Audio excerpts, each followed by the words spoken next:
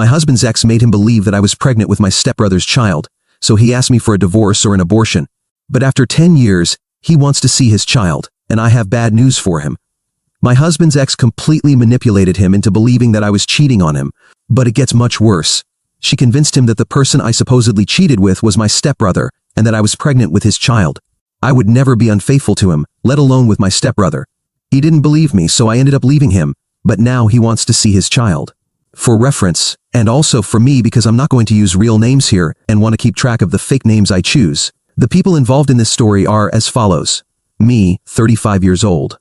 Grant, 38, my current husband. Sebastian, my stepbrother. Ezra, my ex-husband. Cassie in her 30s, I don't know her exact age, Ezra's ex-wife before we met. I'll try to keep this as clear as possible. But this is a mix of seeking advice with anxiety and venting anger that I don't want to take out on anyone else. So, even if you're just here to read about the horrible lives of strangers and aren't going to leave any advice, feel free to read. I hope I can do justice to summarizing one of the worst times of my life. Before I get too sidetracked with background information, here's a summary of the current situation. I just found out that my ex-husband has been asking about me after almost a decade of silence because he wants to see me and my child. It might not seem like a big deal when written in one sentence, but I hope as you continue reading, you'll understand why this news has caused such an emotional upheaval. When I was 24 years old, my best friend and I moved across the country to a new city and a new state to start our adult lives. 6 months later, she was offered her dream job in our hometown, and of course I encouraged her to take it. Unfortunately, that meant I was left alone in a new city and a new state. 2 weeks after she left, I met Ezra. I was alone, without friends, and stressed from my new job. He had just broken up with his high school girlfriend, and all of that combined to form a very intense relationship. A few weeks after meeting, he was practically living in my apartment, and I was convinced he was the love of my life. He was in his last semester of college, after changing majors several times, and was ready to start working at his father's engineering company, half an hour away from the city. Maybe I was starting to see a future in that city. Now, looking back, the cracks were evident from the beginning. Hindsight is much clearer than foresight, and so, when his graduation arrived and his ex-girlfriend showed up with his mother, I simply smiled, introduced myself, and tried to make a good impression on his family. Cassie was practically a family friend, which was expected, considering how long they had been together before the breakup, but she was basically the classic girl next door. Their mothers were best friends, so they grew up together, and I was told that the day they started dating was the best day of Ezra's mother's life. Still, I was young, naive, and in love, so I put up with it, sat next to her, and did everything I could to get along with his mother. She never fully accepted me, but I never stopped trying. Cassie became a constant presence in my life from that moment on. Ezra told me it was hard for him to cut contact with her because their families were so close, so I tried to understand. It didn't matter that she clung to his arm at every event or called him by every affectionate nickname in the book. We'd come home to our apartment because it quickly became our shared home, and he'd tell me he loved me, and I believed him. He simply didn't want to hurt his family by cutting Cassie out. I mean, how could I complain when I loved my own family with all my heart? I would do anything for them, so I could understand that he wanted to protect his mother's feelings. 8 months into our relationship, he proposed to me. I now know he did it the same day he found out that Cassie had a new boyfriend.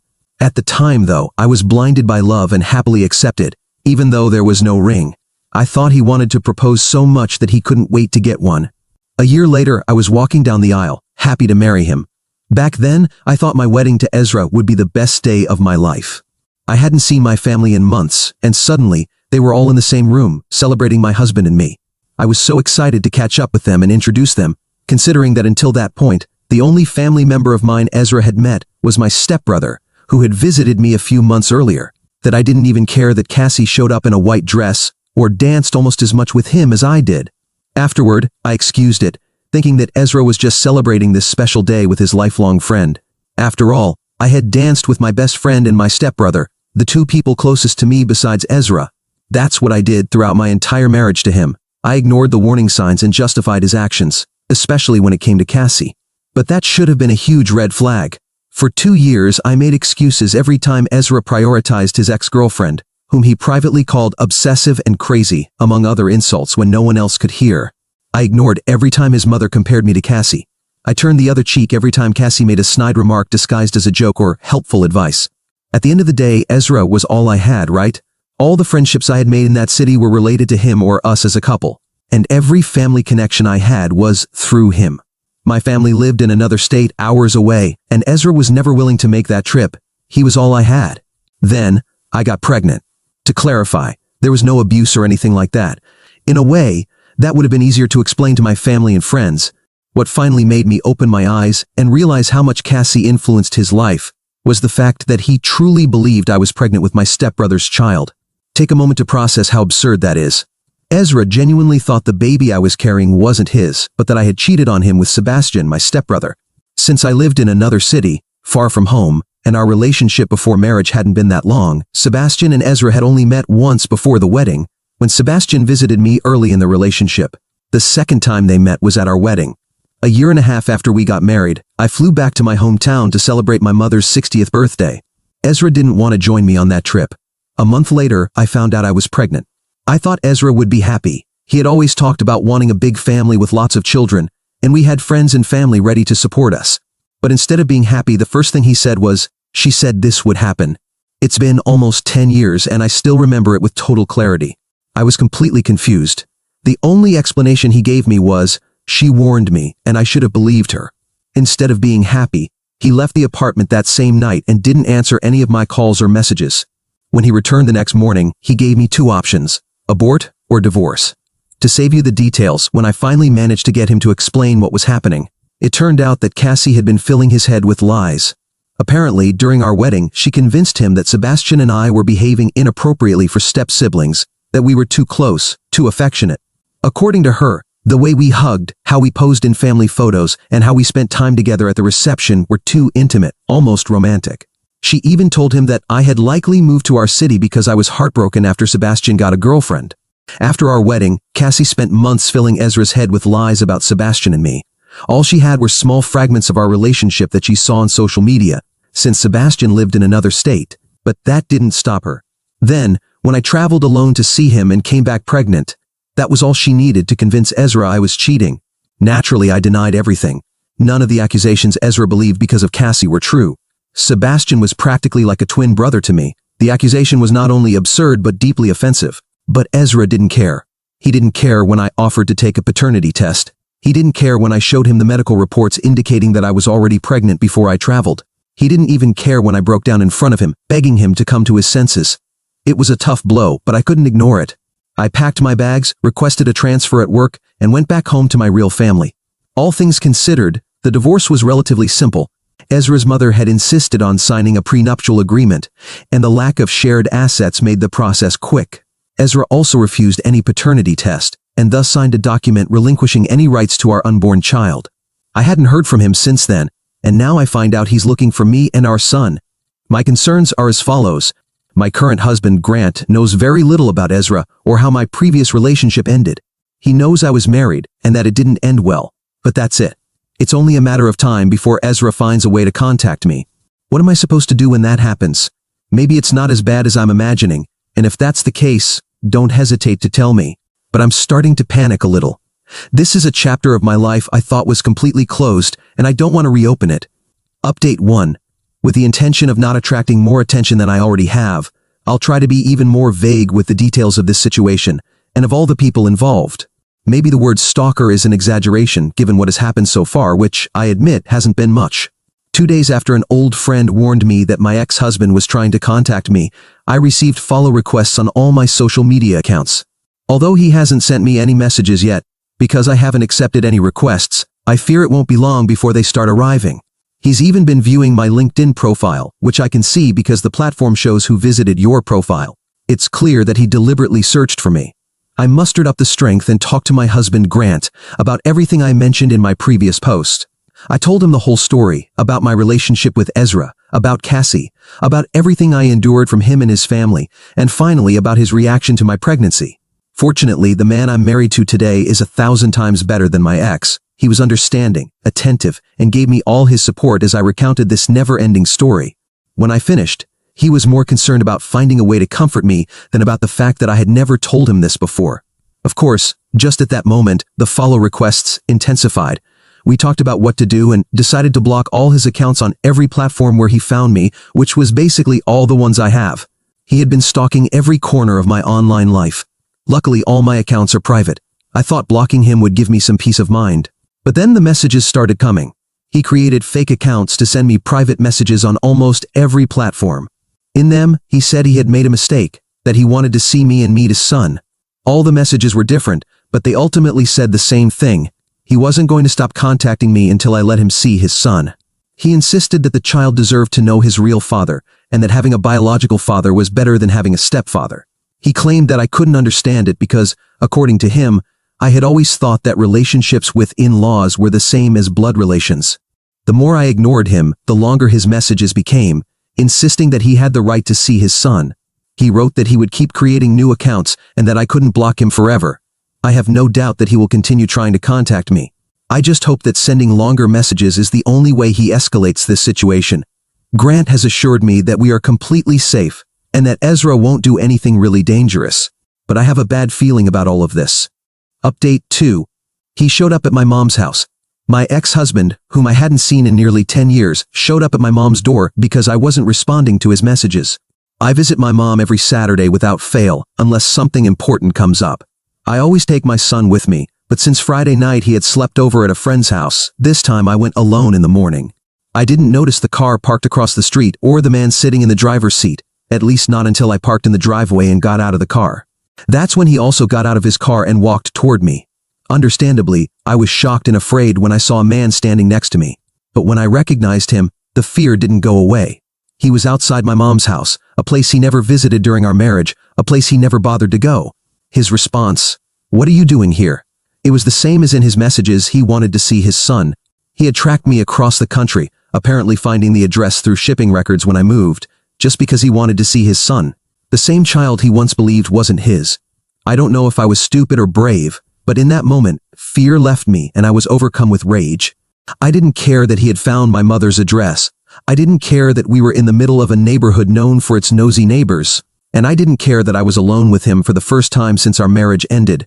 I yelled at him with everything I had inside me, throwing every single thing he had done during our relationship in his face. His only defense was that Cassie had manipulated him. He told me he was hurt and vulnerable and believed his lifelong friend. Apparently, this all started when Cassie almost got married a few months ago and finally confessed to him that she had been lying the entire time. The moment Ezra found out I had been pregnant with his child, he started looking for me. Thankfully, none of our mutual friends gave him my number, so he resorted to finding me online, and when I blocked him everywhere, he had no choice but to find me in person. He said he was desperate to see his child, but I had bad news for him. He didn't have a child. The stress of his accusations, the divorce, and moving across the country piled up, and just a few months after we separated, I lost the baby. The child he had given up on never came to be. Ezra didn't have a child. My son Spencer is Grant's son, my stepson, whom I adopted as my own. He has the same red hair as me and a personality just as intense. Because Ezra was right about one thing, for me, relationships with in-laws are just as valuable as blood relations. I have a child, but Ezra doesn't. By that point, I had been yelling so loudly and for so long that my mother and stepfather came out of the house, along with several curious neighbors. I don't know if it was the audience or the shock, but when my stepfather told Ezra it was best for him to leave, he left without arguing. Maybe I should have told him all of this from the beginning, instead of blocking him and ignoring his messages. But how could I have known he would show up here? I just hope that now that he knows the truth, he'll return to his life far away from me and my family. Update 3. Logically, I should have realized that it wouldn't be that easy to get rid of Ezra, not after he followed me across the country, desperate to see a child who doesn't exist. To be honest, when I called him a stalker in the earlier updates, part of me was joking, trying to feel better about his sudden reappearance in my life. Yes, he had followed my every move on social media where I had an account, but there's a big difference between being a passive observer and becoming an active stalker again. Apparently, Ezra was more than willing to make that leap. I don't know why I thought he'd believe me when I told him Spencer wasn't his son. To be clear, he isn't. Spencer doesn't even have a biological connection to me beyond my marriage to his father and my adoption of him. We don't share blood. The coincidence that we both have the same red hair was something Grant and I called destiny when I decided to adopt Spencer as my own. However, expecting Ezra to believe me, when the main reason for our divorce was precisely that he refused to believe me, was foolish on my part. Honestly, I don't know exactly what I expected from him. Maybe I thought he would simply accept what I told him and disappear forever, and that I'd never have to see him again. After that day at my mother's house, I started noticing his car everywhere. At first, I thought it was parked near my street, but it was only for a moment, so I assumed I was being paranoid. The second time I thought I saw his car, I mentioned it to Grant. From then on, we both started being more vigilant. And sure enough, his car kept appearing. Every time we noticed it, he would speed off before we could do anything. 2 weeks of that was enough for us to go to the police. We had taken some photos of his car in different places, mostly near my mother's house and ours. I thought surely the police would take seriously the fact that we were being watched and followed by my ex-husband, who was convinced that my child was his. Surely they would take some action. Apparently no. Although what we presented might seem suspicious, the police told us they couldn't arrest someone just for being near us. We had no proof that he intended to harm us, and he hadn't done anything directly against us. So we're on our own in all of this. Update 4. I'm happy to report that my ex-husband will no longer be a problem for me or my family. After doing everything we could to convince the police to take preventive action without success, we finally managed to present the necessary evidence for him to be arrested. As I mentioned in my previous update, Ezra had been lingering around Spencer's school. The conclusion was clear. He wanted to take the child he believed was his, no matter what I wanted. Obviously, neither Grant nor I were going to let that happen. Fortunately, our neighbor, who is a teacher at Spencer's school, shared our concern. It was thanks to her that we managed to stay ahead of things. We knew that eventually Ezra was going to try something. We just had to wait. In the meantime, we informed the school staff about what was happening. We made it clear to everyone in the office that Spencer wasn't to leave the school with anyone except our neighbor, Grant, or me. And a few days later, it happened.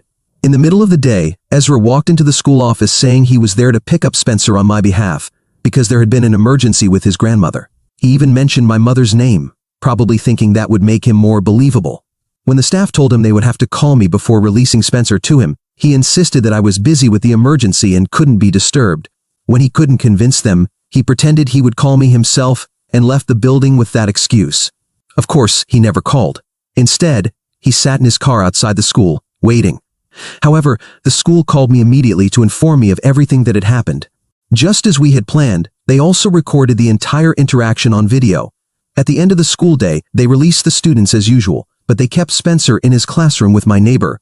It was then that the police, with the video in hand, arrived to arrest Ezra while he was in his car. Inside the car, the police found 2 plane tickets to his home state, along with high-powered sedatives. They believe his plan was to use that medication on Spencer to take him away. Ezra was arrested and will remain in custody until his trial, where he will face charges of conspiracy to commit kidnapping, endangering a minor, and any other charges they may add. Finally, our nightmare is over. Update 5. It's been months since my last update. Ezra is in prison. I'm not going to detail all the exact charges against him because I don't want anyone to be able to discover his real name and track me through this. But I can say he will be in prison for several years, although I would prefer he stayed there forever. The charges include the ones I mentioned in the previous post, along with a few additional ones. Somehow, he got away with some charges, which makes no sense to me. But as long as he's behind bars, I don't care. He tried to justify the sedatives by saying they were his, which was true because he had a prescription. He had been taking them after he found out the truth. Still, the plane tickets and the whole thing were so disturbing that he might have thought of using them. In addition to that, we now have restraining orders against him for Grant, Spencer, and me, and he will never be able to approach Spencer's school without being arrested. During the trial, an official paternity test was conducted that proved once and for all that Spencer is Grant's son. My medical records were also presented, with my consent, confirming that I had a miscarriage a few months after my separation from Ezra all those years ago. Ezra did all of this to end up in prison for absolutely nothing.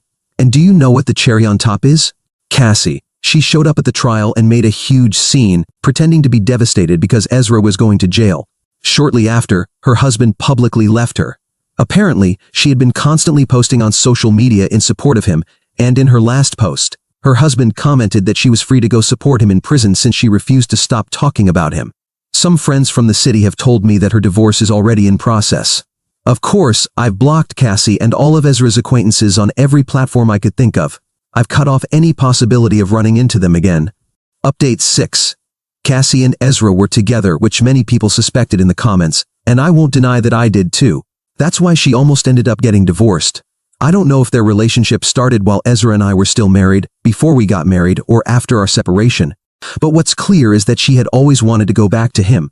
The good news for her is that now she'll be able to enjoy conjugal visits in prison and won't have to hide from her husband while she does her thing with Ezra. Obviously, it won't be as glamorous as doing it in a fancy hotel, but not everything in life is perfect, right? The funniest part is that I found out about all this because Cassie reached out to me via email. Yes, she had the audacity to send me a message full of insults and hurtful comments, as you can imagine. Basically, she tried to rub it in my face that she had won because, in the end, thanks to the lies she put in Ezra's head, she ended up with him. I was very tempted to respond and tell her she shouldn't feel so proud because all she got was a pathetic loser. But the truth is, I wanted to be the more mature person in this situation. That's a lie, I told her. And of course, after sending her my response, I blocked her. I imagine she must have sent more emails full of inappropriate things, but luckily for me, no one is going to read them. What a tragedy, right? Anyway, although I could have taken the high road, in the end, I couldn't resist having that last word. Sometimes being a little immature is the best therapy. Update 7. I just found out something I'm sure will leave you all speechless, and I couldn't wait to get home to write it here. Ezra has been beaten up in prison. Don't worry, if any of you feel sorry for that gentle soul, he's out of danger. But from what I've been told, in prison, they don't look kindly on men who try to kidnap children. So, he received a special welcome to make it clear what they think of someone like him. No matter how much Ezra has tried to play the victim all this time, the rules inside prison are very different. There, his attempts at manipulation and his superior attitude mean nothing, and it seems he has learned that the hard way.